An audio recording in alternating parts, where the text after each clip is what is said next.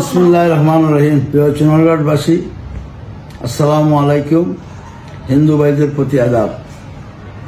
আমি চুনারগড়ের রাজনীতিতে প্রায় ৪০ বছর যাবৎ রাজনীতি করে আসছি। আমি সদর ইউনিয়নের বারবার নির্বাচিত চেয়ারম্যান হয়েছি। তারপর উপজেলা নির্বাচনে দুইবার আমাকে মানুষ ভোট দিয়ে নির্বাচিত করেছেন। গত নির্বাচনে আমি অসুস্থ হয়ে যাওয়ার কারণে আমি ঢাকায় পুরো হাসপাতালে ভর্তি হয়ে যাই। তারপর থেকে মাঠে আসতে পারি নাই। তারপরও এই চুনারগড়বাসী আমাকে না দেখে ভোট দিয়ে নির্বাচিত করেছেন। আমি আপনাদের কাছে চিরকৃতজ্ঞ। আপনাদের কাছে আমি আবদ্ধ। আপনাদের পায়ের খাটা যদি আমার দাঁত দিয়ে খুলে দেই, তাহলে আমি আপনাদের ঋণ শোধ করতে পারবো না।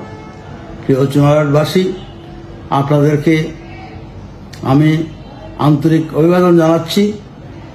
আগামী ৫ জুন যে নির্বাচন আসছে উপজেলা পরিষদের, সেই নির্বাচনে আমি ব্যক্তিগত কারণে আমি নির্বাচনে প্রতিদ্বন্দ্বিতা করতে যাচ্ছি না।